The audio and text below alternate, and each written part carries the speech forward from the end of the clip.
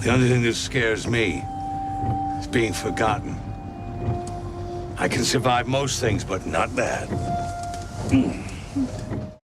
After the awesome introduction of Czernobog last week, the question we were all left to linger with was how was Shadow going to get himself out of his precarious predicament? He lost that game of checkers and therefore was forced to surrender himself over to Czernobog. All that was left for him was to awake in the morning and be met by his trusty hammer. But before we could get to that, during his sleep, Shadow had a very real vision as he spoke with the one Zoya sister that we didn't meet last week. She told Shadow that he believed in nothing and that he was on a path from nothing to everything. She gave him the moon to protect him as he challenged Czernobog once more to another game with the same stakes. He was baited into accepting, with Shadow telling him that like his hammer, he too could have grown weak, rusty, and that he might fail to kill Shadow with one fell swing. If that were to occur, Shadow would be a constant reminder to Czernobog that he wasn't what he once was.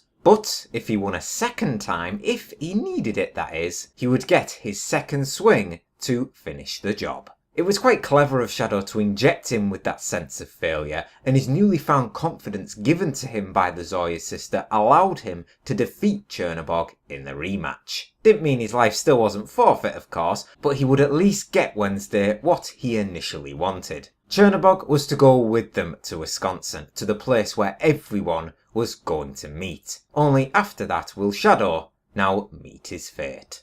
As we know, belief is something which Shadow sorely lacks. His and Wednesday's conversations are frequently related to the former's lacking of seeing the big picture. His fantasy versus reality mindset is limiting him to seeing what is really out there. And this episode's greatest strength was how it began to instill belief into our main character. The snow-centric idea was essential for Shadow. He may not fully understand what's going on around him, but with the weather shifting to exactly what he was focusing on, gave him his first real step into this larger world. And if that still wasn't enough to convince him that there was more out there, well, the episode rounded off with him walking into his hotel room with his dead wife Laura staring right back at him. If that doesn't make you start believing, I don't know what will. Now, no new gods for us this week, but we did meet another couple of old ones. The first was the ancient Egyptian deity Anubis, who came to one of his followers and led her up the stairs to the heavens and the doors to the underworld. The Sphinx cat was the first indication that the woman sadly didn't retrieve that jar.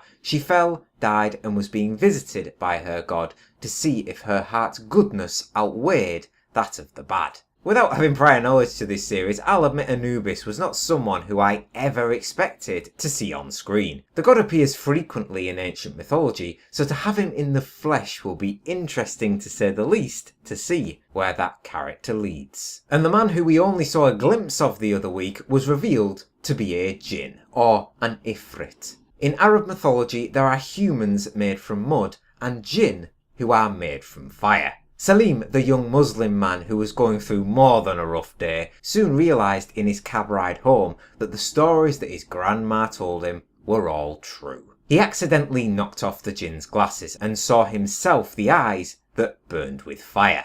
The Jinn city perished 2,000 to 3,000 years ago, and in America now, their legend is all but forgotten. Jinns are supposedly able to grant wishes, but due to the lack of followers and belief that they've had over the years, he's now just trying to get by in any way that he can. It's why the Jinn and Salim's sex scene and Bilquis's devouring of her lovers are both heartbreaking and loop back into the main narrative. All these old gods are struggling to find their place in the world, while the new gods can do nothing but thrive. So the war that Wednesday said is definitely coming is going to be far from easy, with the new gods' power vastly overpowering the old.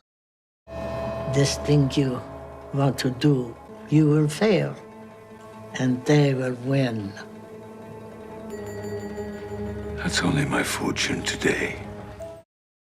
My overall verdict for American Gods' third episode is just about an 8 out of 10. Shadow lived for at least another week, but his fate still lies in the balance as Czernobog's hammer is still looming at some point in the future.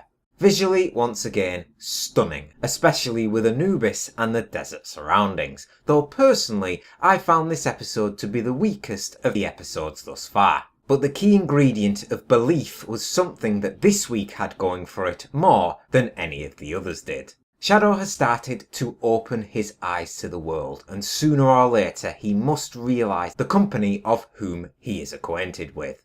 Also, little side note, I didn't forget poor Scott Thompson's cameo, which ended grisly with that scaffolding being impaled through his face. Look at the Irish for Sweeney there to avoid that, even without his coin. Now, whether Shadow believes he made the snow or not, with Laura showing up at the end, it will have to jumpstart any of his lingering doubts. I'm curious to see how all this will play out, and looking back, I expect it was probably Laura who saved Shadow from being lynched at the end of the premiere. If it was her, she has some explaining to do, because that scene was a massacre when it was all said and done. Mad Sweeney had no luck in retrieving his lucky coin from her grave, only finding an empty coffin upon inspection. Perhaps he will continue to seek out his lucky coin and confront both Laura and Shadow again. Either way, that coin has shown to be more than lucky. Shadow also questioned his decision to work with Wednesday this week after learning that his new boss had plans into robbing a bank. Wasn't exactly a full-scale heist like it may have sounded, but more swindling those deposit boxes with a smart use of the tongue. Wednesday said if neither of them ended up in prison that night,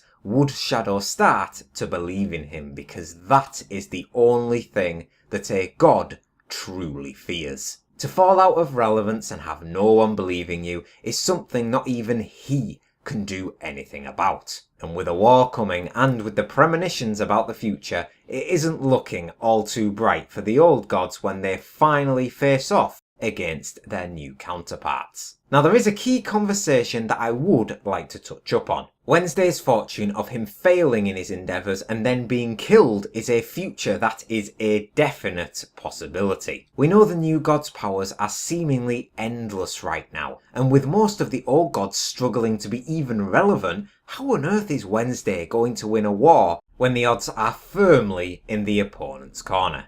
Maybe he has an ace up his sleeve. That does it from me. What did you guys think of this week's episode, and how do you think Laura's return will affect the show overall? Let me know your thoughts down in the comments. And as always, thank you very much for watching. Please leave a like, comment and subscribe if you enjoyed the review. And I'll see you on the next one.